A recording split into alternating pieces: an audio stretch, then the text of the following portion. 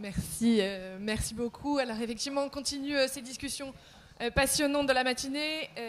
J'en profite d'avoir le micro 30 secondes pour vous dire à quel point c'est un plaisir pour le Figaro d'être partenaire de cet événement chaque année et vous dire à vous à quel point c'est un plaisir de vous retrouver chaque rentrée à Giverny. Alors, vous le savez, comment réinventer les métiers pour répondre aux défis écologiques et démographiques, c'est le thème de notre table ronde.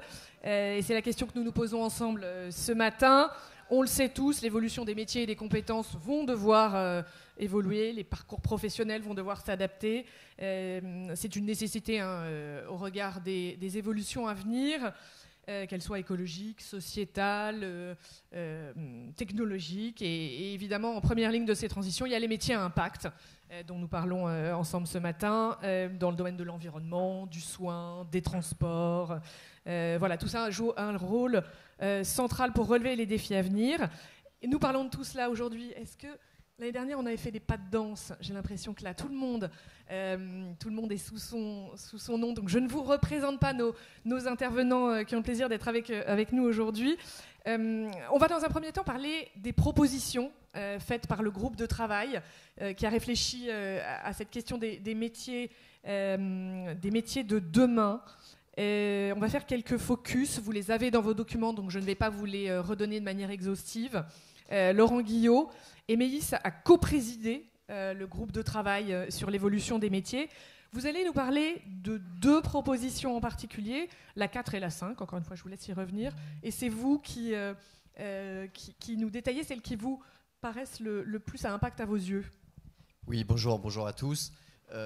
On a beaucoup parlé de transition écologique ce matin. Évidemment, EMEIS étant une entreprise de soins, on est beaucoup plus focalisé sur la transition démographique avec le grand âge les personnes ou le nombre de personnes en âge d'être en retraite et puis en dépendance qui va croître de façon extrêmement significative dans les années qui viennent. Ça a des impacts économiques, on en voit les conséquences en termes politiques avec les annonces successives du Premier ministre, mais ça a aussi des impacts gigantesques sur le système de soins qu'il va falloir faire évoluer de façon importante. Et pour ça, je pense qu'il y a deux mesures que je voudrais mettre en avant. La première, et qui s'adresse beaucoup aux entreprises, mais aussi aux administrations dans leurs fonctions exécutives, qui est l'utilisation de l'IA.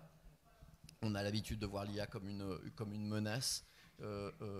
En l'occurrence, je préfère moi y voir vraiment une opportunité de simplifier les métiers.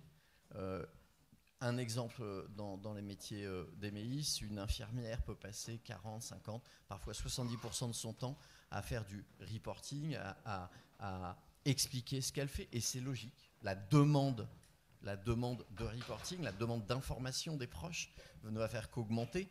Aujourd'hui, vous pouvez suivre, vous commandez pas un livre sur Amazon, mais si jamais vous commandez un livre sur Amazon, vous pouvez le suivre, vous pouvez suivre son progrès, mais vous ne pouvez pas savoir en temps réel ce qu'on fait à votre parent qui est dans une maison de retraite ou qui est à l'hôpital. Et ça, évidemment, ça va changer. On va demander beaucoup plus d'informations. La pression en termes d'informations va augmenter. Et on ne peut pas demander à nos infirmières de faire que ça. On ne peut pas leur demander pour plein de raisons. D'abord, elles n'ont pas été formées pour ça. Ce n'est pas leur cœur de métier. Et ce n'est pas non plus pour ça qu'elles se lèvent le matin. Et elles ne viennent pas pour ça. Et donc, il va falloir retirer toutes ces tâches. En retirant toutes ces tâches, évidemment, vu du chef d'entreprise, c'est de la productivité. Mais en même temps, vu de salarié, c'est une façon de redonner du sens et de l'attractivité à ces métiers. Et la question du sens dans nos métiers à impact est fondamentale. L'IA, pour moi, est une façon de redonner fondamentalement du sens. Deuxième proposition, et là, elle s'adresse plutôt au pouvoir public. Je vois dans la salle un ancien ministre qu'on a côtoyé, avec qui j'avais déjà porté cette mesure, la simplification drastique des VAE, qui est vraiment une façon de faire du progrès économique et social pour nos collaborateurs, qui est une façon de les valoriser. Ils ont acquis énormément d'expérience en travaillant des années à nos côtés. La VAE aujourd'hui, c'est un dispositif qui est lourd, qui est bureaucratique, dans lesquels les jurys ne se réunissent pas assez, il n'y a pas assez de jurys. On va, Emeis par exemple, cette année, enfin l'année dernière, a fait 5500 formations qualifiantes et certifiantes. Dans ces 5500, uniquement 450 VAE. C'est pas assez, on doit mettre l'accent et ça nous permettra aussi de répartir les tâches à l'intérieur des établissements de soins de façon différente pour juste avoir les ressources suffisantes pour prendre soin de la population dans les 5-10 années qui viennent. Voilà mes 2 propositions, l'IA, la VAE. Merci beaucoup pour ces 2 propositions. Jacques Pomeroy-Netom a aussi coprésidé le groupe de travail consacré à ce sujet. Vous aussi, vous allez nous parler d'IA, mais pas seulement, Jacques. Absolument. Je voudrais peut-être prendre un pas de recul pour l'audience pour mettre l'accent sur les défis démographiques. Tout le monde ici ne serait pas à Giverny s'il n'était pas très familier avec les défis écologiques. Mais Marie, est-ce que vous savez quel est le taux de natalité en France cette année ? Moins de 1,9. C'est 1,62 enfants par femme. Et si vous enlevez les Outre-mer, c'est 1,59.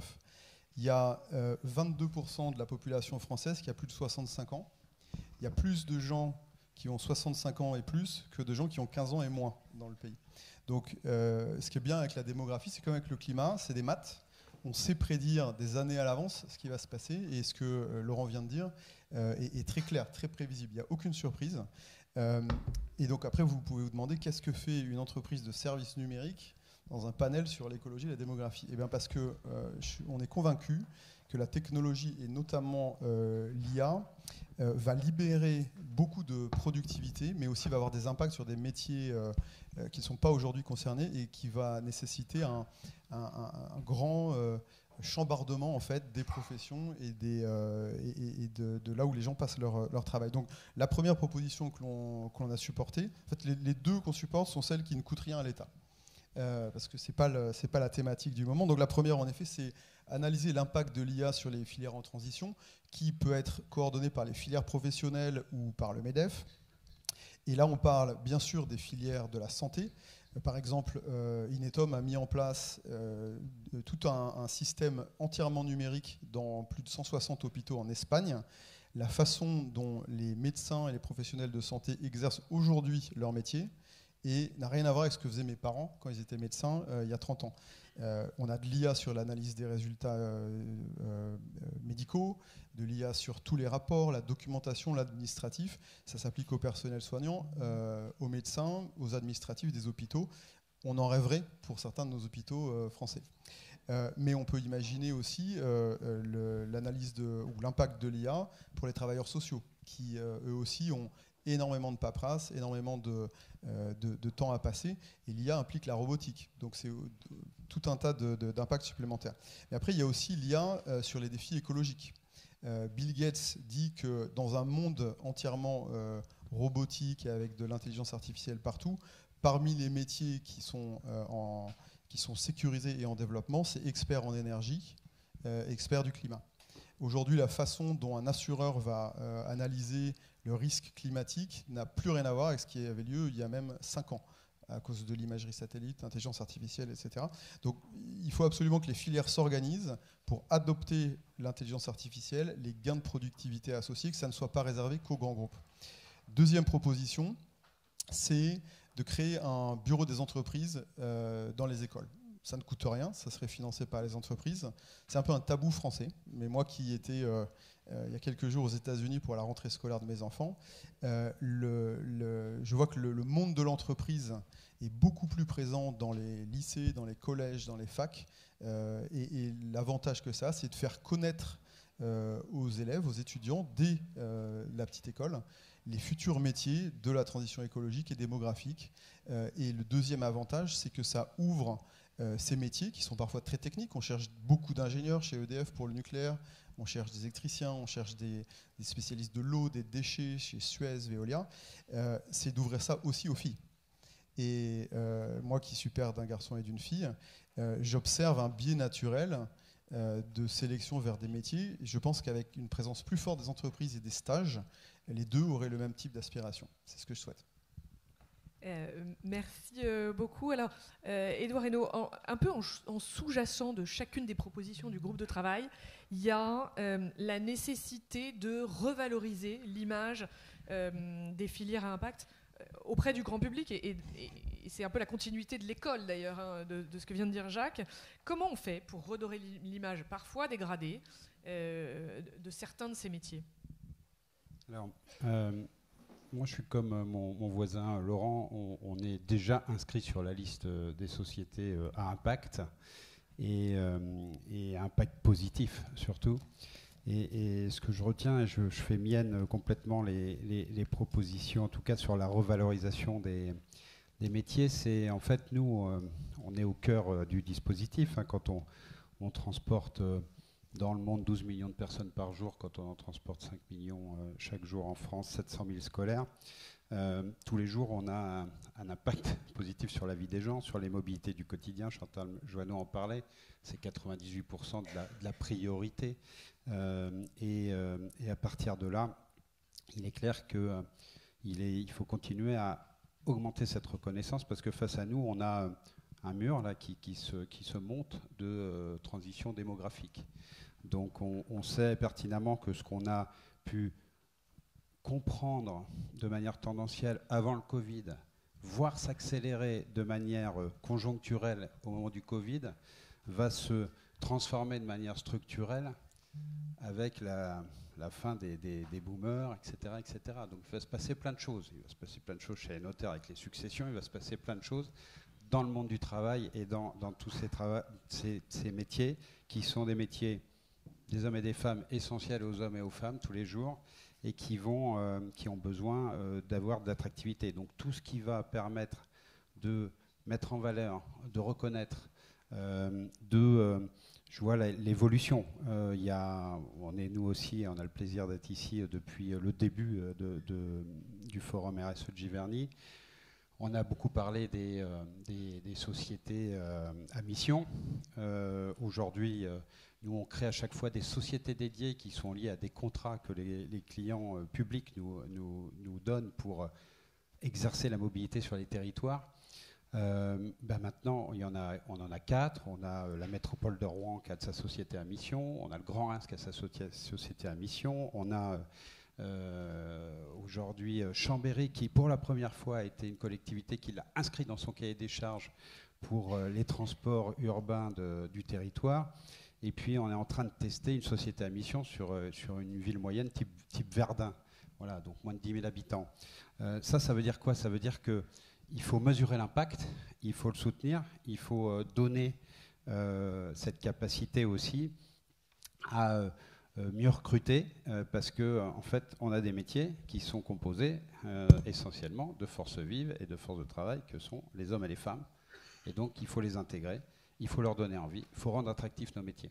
Et je crois qu'on ne mesure pas assez ça. Alors on a des initiatives, on a nos propres initiatives d'entreprise, mais on a aussi des initiatives qu'on fait de manière structurelle et commune. Et là, on parle de l'État, on parle des entreprises et on parle aussi des branches. Et si je peux citer l'initiative de l'Union des transports publics et ferroviaires, on a monté un programme qui s'appelle le programme Transformer. C'est un programme qui s'est monté dans le cadre de France 2030. C'est 12 millions d'euros de budget pour montrer la transformation des métiers, pour former les gens sur nos métiers et pour intégrer à la fois la transformation digitale, la transformation écologique et la transformation sociale. Et je le rappelle, nos métiers sont des vecteurs clés de la stabilité et de la cohésion sociale de notre pays. Merci beaucoup, Édouard. Alors, Anouché Carvar, vous n'avez pas du tout participé à ce groupe de travail. Vous avez découvert les propositions et on va se faire un peu l'avocat du diable avec vous. Et peut-être faire des focus sur des propositions dont vous n'avez pas parlé, messieurs. Je vais citer pour vous, Anouché, revaloriser les filières à impact par le biais d'un bonus-malus. Quid du réalisme d'une telle proposition dans le contexte budgétaire que nous connaissons?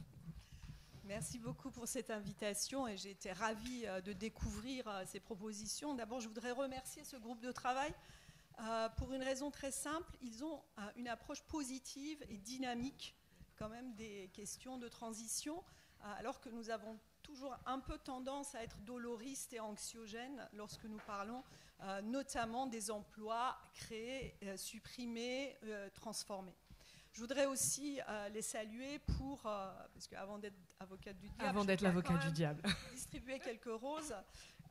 Et donc, effectivement, cette idée de valoriser ces métiers, parfois invisibles, très souvent dévalorisés ou dévalorisants, mais aussi la question de l'accès facilité à la formation, tout ça, ce sont des points positifs. Ce que je voudrais dire aussi, c'est qu'un point important dans ce que je viens d'entendre et qui est aussi reflété dans les propositions, c'est qu'il faut prendre les 3 transitions d'un seul tenant. La transition démographique, la transition digitale et décarbonation, qui sont les 3 D que nous utilisons dans le langage international, aussi bien dans les instances où je représente la France, à l'OIT, à l'Organisation internationale du travail, ou dans les G7 et dans les G20. Car le marché du travail est un. Et on ne doit pas, nous, en créant des couloirs pour la démographie, des couloirs pour le digital, des couloirs pour la décarbonation, créer davantage de fragmentation dans notre marché du travail. Et là, je viens à la question des métiers à impact positif, qui sont pendant donc, des métiers à impact négatif.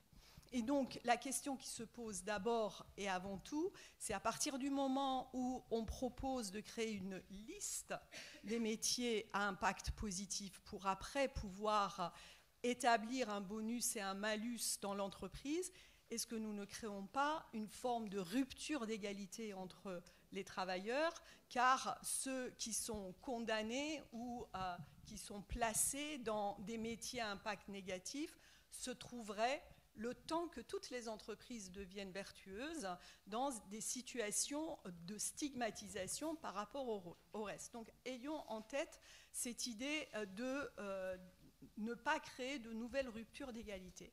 Le deuxième point sur lequel l'Organisation internationale du travail émet énormément de préconisations, c'est la question de l'exercice de ces métiers à impact positif dans des organisations du travail qui devraient être aussi à impact positif. Des processus de travail. Vous voulez dire qu'un métier à impact, pardon, je vous coupe, ça ne veut pas dire que la filière est forcément soutenable? Absolument. Je donne un exemple très simple, la question du tri des déchets ménagers. Est-ce qu'aujourd'hui, nous pouvons dire que c'est un métier à impact positif qui va pour l'avenir, qui va favoriser la préservation de la planète, mais est-ce que nous pouvons tous aujourd'hui attester du fait que ces processus de travail, ces emplois sont décents pour ceux qui les exercent? Nous avons beaucoup parlé ici des data centers jusqu'à présent. Nous avons parlé de comment leur apporter l'énergie nécessaire pour introduire des données, pour pouvoir aussi éduquer l'intelligence artificielle. Est-ce que nous pensons aussi à tous ceux qui travaillent dans ces data centers à la tâche et qui sont payés à la pièce, comme au XIXe siècle, par exemple? Donc voilà des exemples pour dire que ce qui est un métier à impact positif n'induit pas automatiquement des processus de travail aussi à impact positif. On revient en 2 secondes à ma question, Anouché. Alors, j'en viens à votre question. Effectivement, une des propositions consiste à dire qu'il faut établir des bonus et des malus, c'est-à-dire des allègements ou des alourdissements des cotisations sociales et fiscales pour les entreprises qui ne seraient pas vertueuses ou au contraire qui le seraient. Et je dois dire que là, la question de la soutenabilité financière de cette mesure m'interroge, car nous avons aussi une obligation de cohérence pour que ce que nous faisons dans l'entreprise soit aussi intégré dans nos finances publiques et créer dans le contexte actuel de nouveaux allègements de cotisations sociales m'interroge au plus haut point. Et d'autant plus que, ça c'est pour ce qui relève du bonus, pour le malus, nous avons déjà, croyez à mon expérience, des exemples comme la contribution de la Lande, par exemple, dans les années 80, où nous avons voulu inciter les entreprises à garder leurs salariés seniors en appliquant un malus. Et évidemment, les entreprises ont payé le malus et ont continué à licencier les salariés de plus de 50 ans. Donc, soutenabilité environnementale, soutenabilité sociale et soutenabilité fiscale doivent aussi marcher main dans la main. Merci beaucoup. Alors, voilà pour la discussion autour des propositions de ce groupe de travail. On va peut-être un peu s'en extraire pour élargir la discussion autour de ce sujet. Laurent Guillot, il ressort clairement, hein, on voit, vous l'avez tous abordé d'une manière ou d'une autre, que l'importance des métiers à impact pour accompagner les transitions, et en même temps, on sent poindre, et vous la vivez déjà au quotidien, la difficulté à attirer et à fidéliser. Réinventer les métiers, c'est aussi réinventer la relation de l'entreprise au travail et à ses collaborateurs. Comment on imagine demain la responsabilité élargie d'une entreprise, au sens large et peut-être comme la vôtre, vis-à-vis de ses salariés ? Oui, c'est vraiment très dans la discussion, dans la suite de discussion qu'on vient d'avoir avec Anouché. Évidemment, je dirais, il y a les basiques. Les basiques, c'est la question de la rémunération, c'est la question de la santé et sécurité au travail. Je le dis d'autant plus facilement que je suis dans un secteur, le secteur du soin, où les rémunérations sont faibles, où, et on ne le sait pas assez, la santé et sécurité au travail est une catastrophe. Quand je dis une catastrophe, on a le taux de fréquence d'accidents avec arrêt dans le secteur du soin qui est à peu près 100 fois plus élevé que celui que je connaissais quand j'étais dans l'industrie. J'ai une chance, c'est que je viens d'un métier industriel et je suis passé dans le métier du soin. C'est dire le travail qu'on a à faire. Et le travail-là, il n'est pas un travail d'une entreprise. Hein. Nous, on a commencé à le faire depuis 3 ans que j'ai rejoint cette entreprise et on a réduit d'un tiers le nombre d'accidents avec arrêt dans l'entreprise. Mais comme c'est un secteur qui est fortement public, fortement associatif et un peu privé, il faut que l'ensemble des acteurs de la filière se mobilisent pour réduire ces accidents du travail qui sont une plaie dans le secteur. Mais ça, je dirais, c'est le travail normal d'une entreprise, le travail normal d'un employeur, quel qu'il soit. Ma très grande conviction, c'est que aujourd'hui, pour rendre attractifs ces métiers, il faut aller plus loin. Et plus loin, c'est changer la relation entre le salarié et l'entreprise. Et pour vous donner un exemple de ce qu'on fait chez Emeis en ce moment, et donc faire sortir l'entreprise un peu en dehors de l'entreprise, en dehors des portes, et accompagner le salarié. Pour vous donner un exemple de ce qu'on fait, on a développé un programme qui s'appelle Emeis et moi, qui a 4 angles, 4 points d'appui. Le logement, parce que le logement est un point extrêmement important, évidemment, j'y reviendrai. La famille, les proches, la santé et, on dit les moyens financiers, mais en réalité, les questions de surendettement. Et sur chacun de ces points, qui ne sont pas des points du salarié dans l'entreprise, qui sont des points de nos collaborateurs dans leur vie quotidienne, on essaye de leur simplifier la vie, l'existence, de telle sorte à... C'est vrai qu'ils s'attachent avec nous, mais surtout, on applique notre rôle social et d'accompagnement. Pourquoi le logement, c'est fondamental. Un jour, on a trouvé, et on a été informé qu'une de nos soignantes dormait dans sa voiture pour venir au travail le matin. C'est-à-dire qu'en fait, elle sortait de notre maison de retraite, elle allait dormir dans sa voiture et elle revenait le matin. Le travail est tellement important qu'elle ne voulait pas le perdre. Elle ne voulait pas rentrer chez elle. On a beaucoup de femmes, donc on a beaucoup de femmes battues. Elle ne voulait pas rentrer chez elle. Et donc, elle dormait dans cette voiture. C'est inacceptable. On ne peut pas faire ça. Évidemment, c'est inacceptable d'un point de vue social et personnel. C'est aussi inacceptable parce que la qualité du travail qu'elle va le faire, elle va ramener ses problèmes personnels auprès de nos patients et de nos résidents.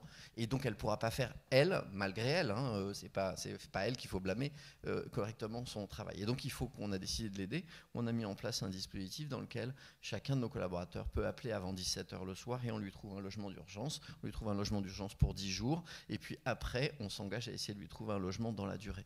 Mais on a la même chose pour des sujets de surendettement, pour de l'aide scolaire pour les enfants, parce qu'évidemment, on a ce sujet également avec des populations qui, chez nous, sont, par exemple, non pas dans les soignants, mais dans les personnels hôteliers, hospitaliers, on a 25% d'immigrés. Quand je dis d'immigrés, je ne parle pas d'enfants d'immigrés, je ne parle pas des gens qui ont français, je parle des immigrés. Donc il faut qu'on les accompagne de façon aussi spécifique avec des formations Je reviens sur la VAE de tout à l'heure. C'est un moyen de progression sociale et d'intégration aussi pour des gens qui sont chez nous et qui travaillent, qui viennent travailler auprès de nos patients et de nos résidents, qui font un travail d'une très grande utilité et qu'il faut qu'on accompagne dans la vie de tous les jours.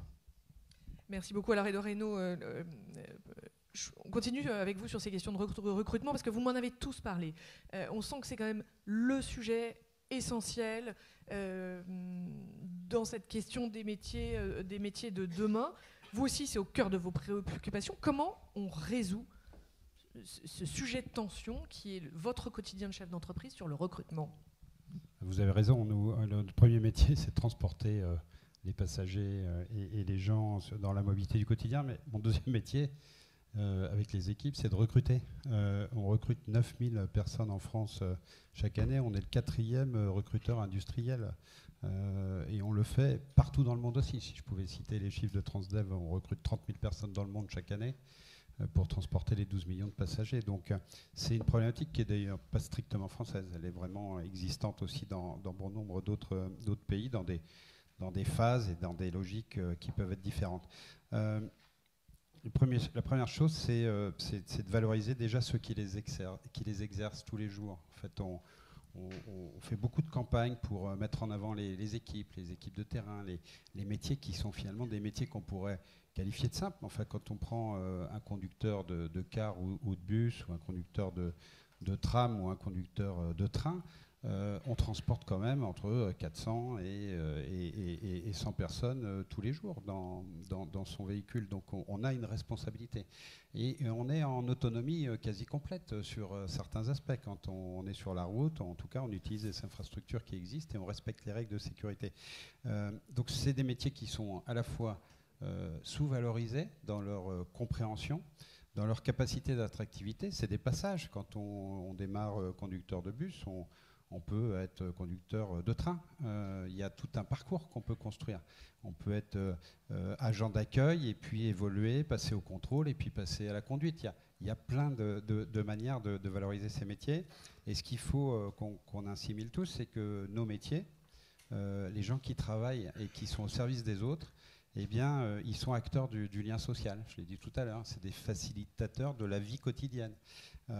Et donc, leur impact, il est vraiment réel, il est mesurable et il doit être reconnu. Donc, moi, je suis plus pour la notion de bonus que la notion de malus, pour être très clair. Parce que d'abord, on n'a pas tous la même maturité en termes d'impact et le même niveau d'impact. Donc, c'est assez compliqué de tout générer comme ça.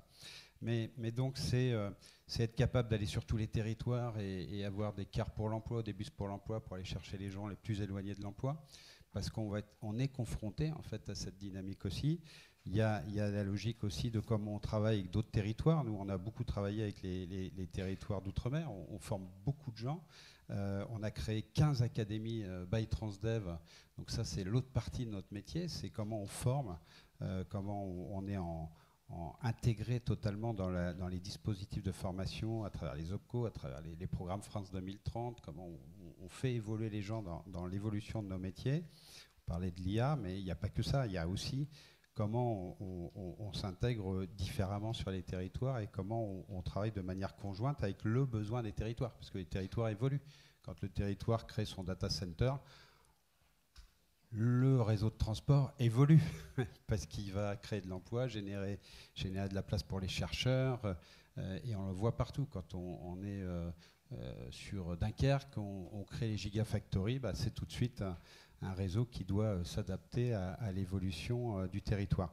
Donc tout ça, ça peut créer de l'emploi et ça peut aussi créer du déficit d'emploi parce qu'il faut être en capacité de rendre nos métiers attractifs. Et donc former, très clairement, c'est investir sur l'avenir. Et donc il ne faut pas hésiter à investir sur l'avenir en y mettant des moyens et en y mettant aussi beaucoup d'intelligence collective. C'est-à-dire qu'on ne le fait pas tout seul, on ne le fait qu'en partenariat. On le fait avec France Travail, on le fait avec les acteurs du territoire, on le fait avec toutes les énergies associatives aussi.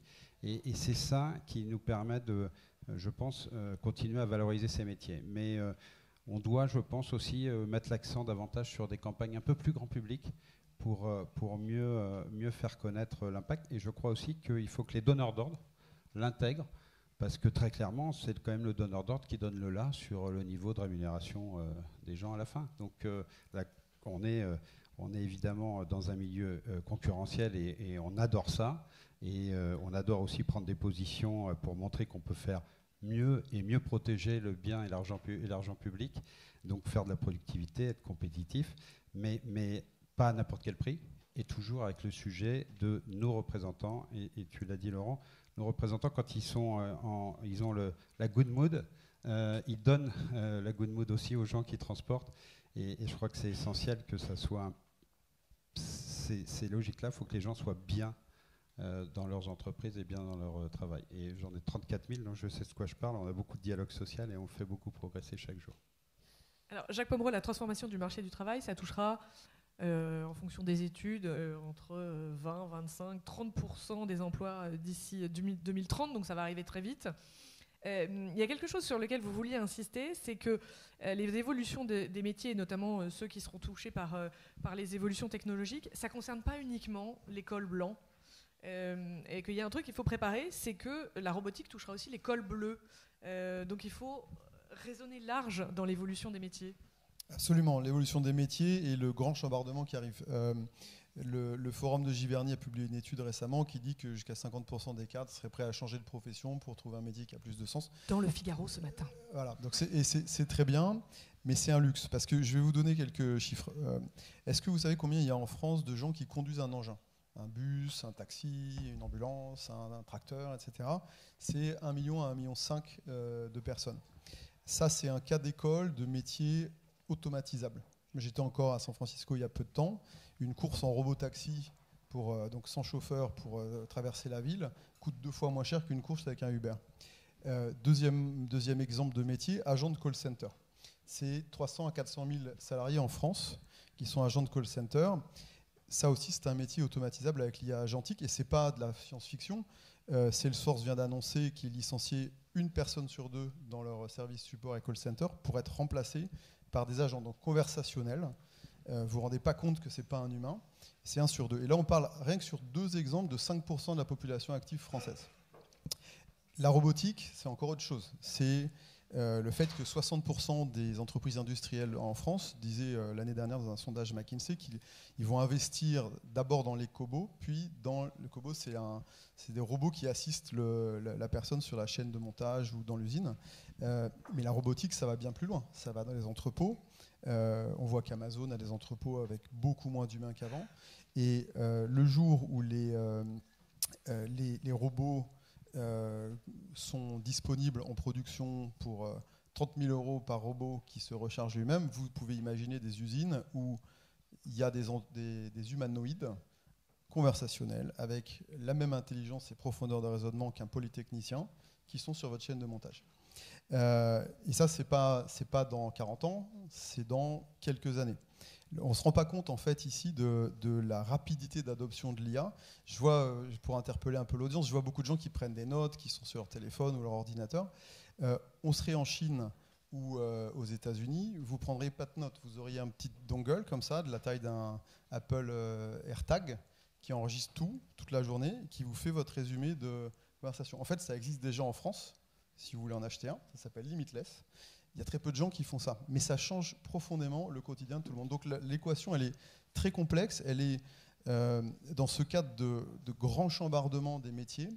En fait, c'est le PDG et fondateur d'NVIDIA qui disait, c'est pas l'IA qui va remplacer votre job, c'est quelqu'un qui sait utiliser l'IA.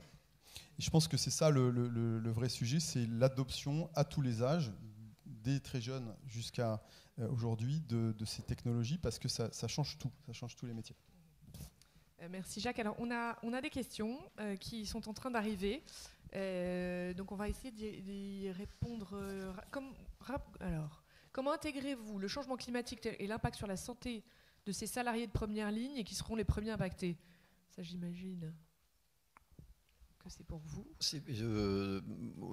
L'impact des changements climatiques chez Emeis, pour l'instant, on ne les perçoit pas complètement. Ouais. Enfin, je veux dire, on a des maisons, on a des établissements, et donc on le traite de la même façon que chacun d'entre vous vous le traitez. Alors, j'avais un peu envie de rebondir sur Jacques. J'allais dire, venez dans les métiers du soin, parce que c'est des métiers qui, pour une grande partie, évidemment, on va automatiser ce que je disais tout à l'heure, tout le reporting, etc., qui est extrêmement lourd et qui est nécessaire. Mais personne ne remplacera votre infirmière. Mais personne ne remplacera une infirmière.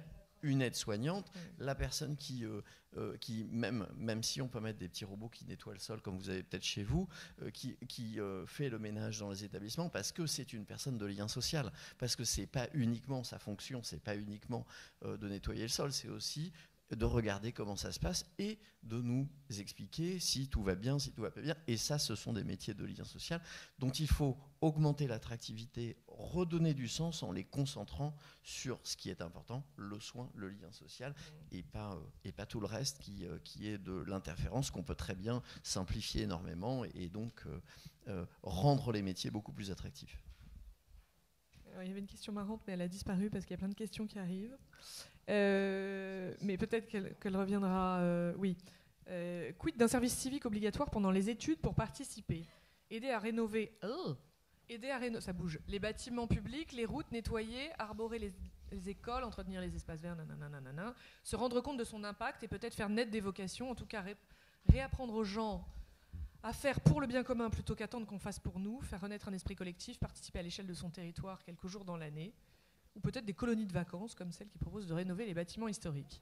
Donner la culture, quoi, en fait. Moi, je vais peut-être le prendre différemment. On a des alternants. Les alternants, ça ne veut pas dire que les grandes écoles. La capacité à avoir des alternants, la capacité à former des apprentis. On forme dans nos académies by Transdev plus de 1000 conducteurs de moins de 26 ans par an. C'est aussi contribuer. Et puis par ailleurs, on est tellement engagé. L'IA va continuer en fait à libérer notre temps et peut-être, j'allais dire, emprisonner encore davantage de sens au sein de l'entreprise, ou en tout cas l'augmenter, qu'on a des équipes qui sont ultra engagées. On a multiplié le nombre de réservistes par 2 ou 3 à la garde nationale. On a des sapeurs-pompiers civiques qui contribuent aussi sur les territoires. Et donc c'est là qu'on voit en fait notre intégration complète au sein de la vie des gens. Et je crois que le service civique, pour essayer, j'allais dire, entre guillemets, d'aider, c'est très bien. Je pense que les collectivités ont aussi une démarche à faire qui est un peu plus industrielle et dans cette logique-là. Mais ils peuvent très bien intégrer les entreprises et ils peuvent très bien aussi contribuer au territoire d'une autre façon. Anouché, il y a besoin d'une volonté politique, sociétale, pour faire avancer tout ça. Vous voyez tout ça depuis l'OIT?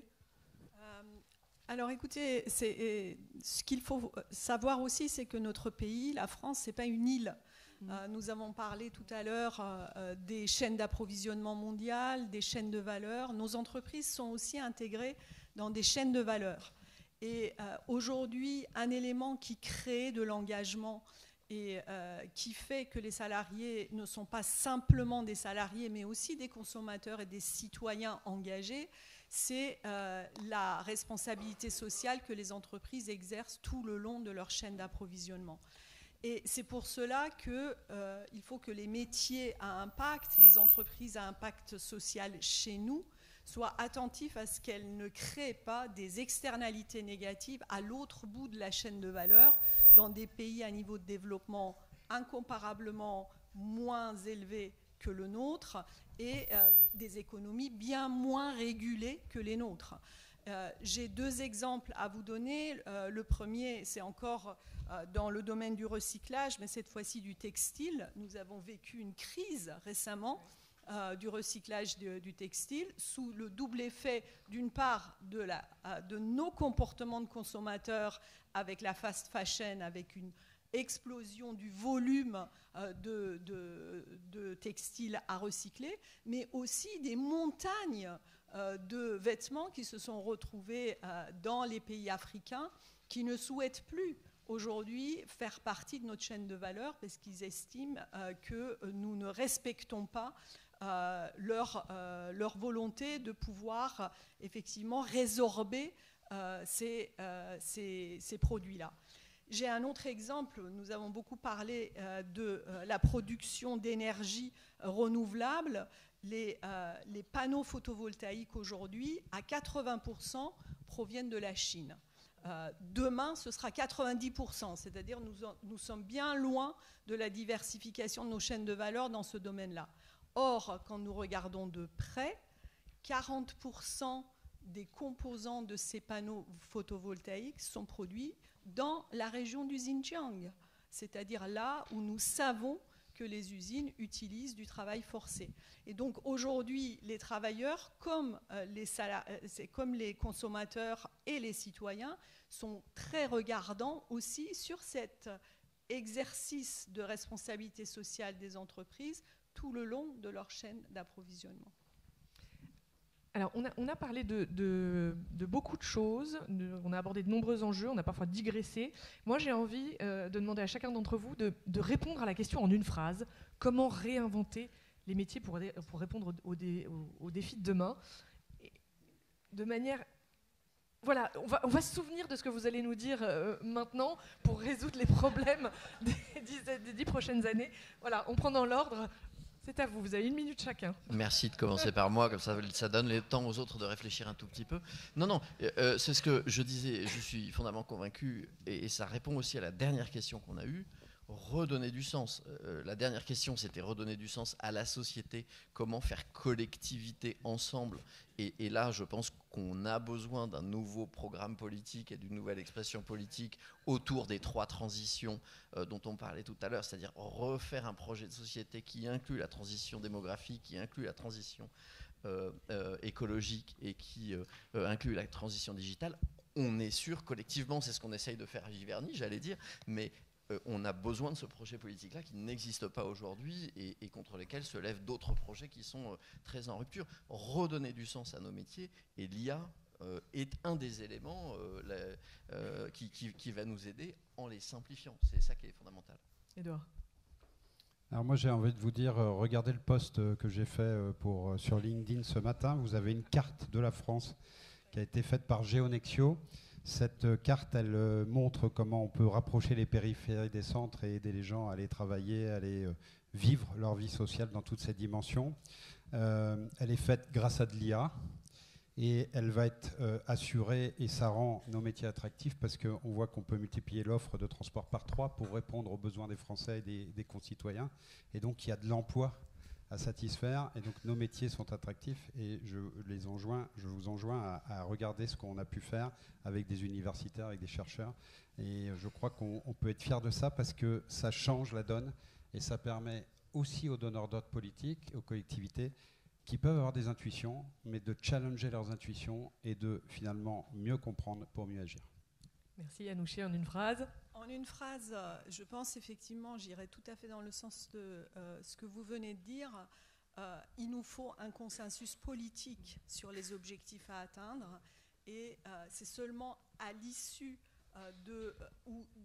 au cours de la construction de ce consensus politique que nous pourrions effectivement nous mettre d'accord sur les voies et les moyens pour atteindre ces objectifs.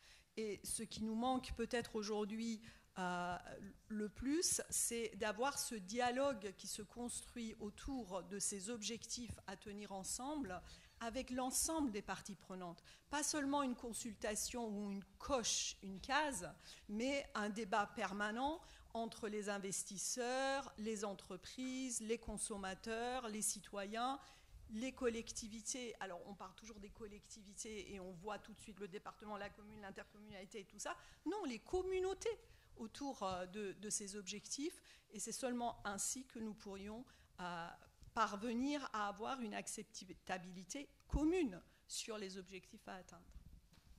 Jacques ? Moi je dirais déréglementer, simplifier le droit du travail, et en particulier le maquis des conventions collectives qui enferment les gens dans des carrières linéaires et qui empêchent la mobilité, la fluidité du marché du travail dont on aura de plus en plus besoin, comme on l'a vu avec la réinvention des métiers. Merci beaucoup. Merci 3, à tous. 2, 1, 0. Parfait. Quel timing respecté, bravo.